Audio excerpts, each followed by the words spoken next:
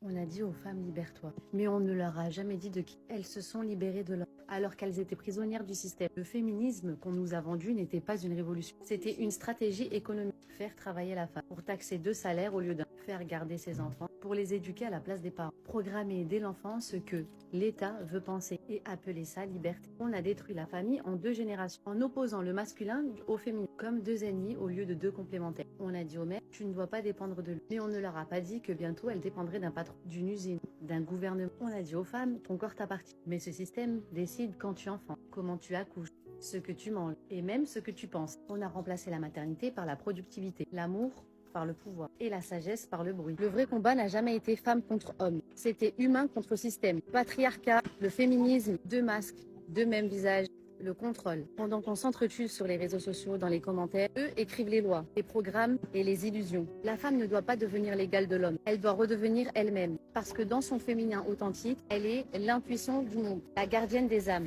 celle qui transmet la mémoire de la vie. Le jour où la femme se rappellera qui elle est, elle n'aura plus besoin de se battre. Elle guérira, et elle guérira le monde entier. Le féminisme, une grande arnaque. Et oui, aujourd'hui, on nous fait croire qu'hommes et femmes sont ennemis, qu'ils doivent se battre pour exister, pour être reconnus, pour être respectés. Mais ce n'est pas la vérité. La vérité, c'est qu'il y a eu une stratégie globale pour détruire la famille. Et pour détruire la famille, il fallait commencer par détruire l'homme. Lui enlever son rôle, lui enlever sa valeur, le faire passer pour dangereux, inutile, toxique. On a appris aux hommes à se taire, à se faire petits, à s'excuser d'exister. Et quand l'homme s'effondre, la maison s'effondre. Alors les femmes se sont levées, pas parce qu'elles voulaient dominer, mais parce qu'elles ont voulu protéger leurs enfants. Elles sont devenues des lionnes, mais seules, fatiguées, blessées. Et on a fait croire aux femmes que leur foyer était une prison, que leurs enfants étaient un frein, que leur mari était un oppresseur. On leur a dit « Va travailler, tu seras libre ». Mais ce n'était pas la liberté, c'était un nouveau joug, celui du patron, des horaires, du rythme qui écrase. Et pendant ce temps, ce ne sont plus les parents qui élèvent les enfants, c'est l'État. Mais Dieu n'a jamais créé l'homme pour dominer la femme, ni la femme pour écraser l'homme. Dieu les a créés pour se compléter. Il n'est pas bon que l'homme soit seul. Je lui ferai une aide qui soit son vis-à-vis, dit Genèse 2, 18. En hébreu, le mot aide signifie force, la même force que Dieu donne lorsqu'il secourt. Marie, aimez vos femmes comme Christ a aimé l'Église dans Éphésiens 5, 25. L'homme est appelé à protéger, honorer, donner sa vie. La femme est appelée à nourrir, bâtir, faire vivre. Ce ne sont pas 2 ennemis, ce sont 2 piliers. Quand l'un tombe, la maison s'effondre. Quand l'un se relève, la maison se reconstruit. Et aujourd'hui, Dieu est en train de restaurer les familles, de restaurer les hommes, de restaurer les femmes, de restaurer l'alliance. Pas celle du monde, celle du royaume. Et si tu écoutes ceci, c'est que tu fais partie de cette restauration. Oui, tu fais partie de cette restauration car elle ne passera que par Dieu, puisque dans le monde, ils sont en train de détruire la famille. Tu le vois, ce féminisme militant avec ces femmes en colère. Je ne veux pas m'y associer, je ne m'y suis jamais associée. Et quand je dis je ne suis pas féministe, personne ne comprend. On me regarde avec des gros yeux, surtout les femmes. Mais toi, tu peux comprendre. Tu vois, j'ai travaillé pendant longtemps. J'ai travaillé pas assez longtemps, justement. Une dizaine d'années seulement, peut-être un peu plus, mais pas assez pour avoir une retraite suffisante. Alors aujourd'hui, je suis obligée de continuer à travailler. Mais je ne regrette rien parce que j'ai offert un foyer stable, un foyer organisé, un foyer chaleureux à mes enfants et apaisant à mon mari. Alors aujourd'hui, comme je suis divorcée, ma retraite, elle est peau de chagrin, comme on dit, mais je ne regrette rien, car j'ai confiance de toute façon.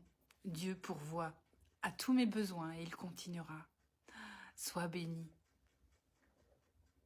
Venez, on parle d'un sujet là où, franchement, j'en ai ras le bol. Je ne comprends plus les rencontres en 2025. Et les hommes en 2025, enfin plutôt, pardon, mais les princesses, parce que là on est arrivé sur un niveau, à quelle heure de princesse? C'est-à-dire, tu parles à quelqu'un, il y a un bon feeling et tout, ça se passe bien, c'est top, ok, voilà. Après, donc on échange, et après le gars, en fait, te donne plus l'heure, en fait. Le gars, une fois qu'il t'a ajouté sur un autre réseau, alors je ne sais pas s'il t'a ajouté pour gagner un follower, ou si c'est, voilà, il te calcule plus, ok. Et quand, des fois, par contre, de temps en temps, quelques mois après, il va venir liker ta story et tout, mais pourquoi tu me parles plus, en fait? Je comprends pas. Donc déjà, ça c'est une chose. Alors l'effet Ghost Whisperer, faut m'expliquer déjà, ça je comprends pas. Secondo, le deuxième, où tu es censé le voir, c'est-à-dire que lui te dit ah bah ça serait cool qu'on se voit et tout, donc te propose lui une date qui lui correspond. Donc tu dis bon ok, tu te rends disponible, tu t'apprêtes pour ce jour-là, et genre 2 heures avant ou la veille, bizarrement ouais tu sais je me sens pas bien, ouais machin, tu sais, ah c'est compliqué, j'ai un imprévu, nan. Mais en fait et c'est pas la première fois en fait. Donc non, ça aussi c'est next, on en a ras-le-bol, on n'en peut plus. Et les derniers, mais le dernier c'est le top du top. Le gars que tu vois, que finalement tu réussis enfin à voir, ça se passe bien, bon feeling et tout. Et en fait après le gars te donne plus de news en fait. Pareil, voilà, je comprends pas. Et voilà. Ou alors il donne des news mais de temps en temps quand il a le temps. Voilà. Ça faut m'expliquer parce que moi vraiment là, 2025, franchement je peux plus. Les rencontres là c'est plus possible. Vraiment, je suis lassée. Vraiment. Vous voyez là, moi dans ma tête j'ai vraiment 24, allez max 27 ans. Mais moi je vais vous dire la vérité parce que j'en ai 37. Il y a des fois, mon corps me rappelle mon âge, genre mes cellules me rappellent mon âge. Alors déjà, 1, ça y est, j'ai des cheveux blancs.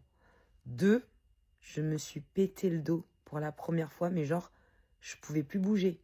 Je me suis pété le dos comme une mamie, je sais pas. Et en plus de ça, j'ai dû arrêter le sport pendant 2 semaines. Mais en 72 heures, je suis devenue molle. Mais j'ai jamais été aussi molle, quoi. Je crois que là, je suis dans mon état de mollesse. Je sais même pas si ça se dit, mais c'est n'importe quoi. Et dans tout ça, je suis allée hier, je suis allée avant-hier, et là, je suis en train de me dire est-ce que j'y vais, sauf que je rentre du taf et que je suis fatiguée. Et j'ai juste envie de faire une sieste. Et là, genre, c'est comme si, genre, tout le mois d'août, mes cellules me rappelaient mon âge. Genre, là, je sens que j'ai passé un cap. Genre, déjà, me bloquer le dos. Ah, je me suis bloqué le dos pour la première fois de ma vie. C'était horrible. Donc voilà. Donc en fait, les apparences sont trompeuses. À l'intérieur, j'ai vraiment mon âge. Ça se trouve, à l'intérieur, même, je suis plus vieille même. Ah là là.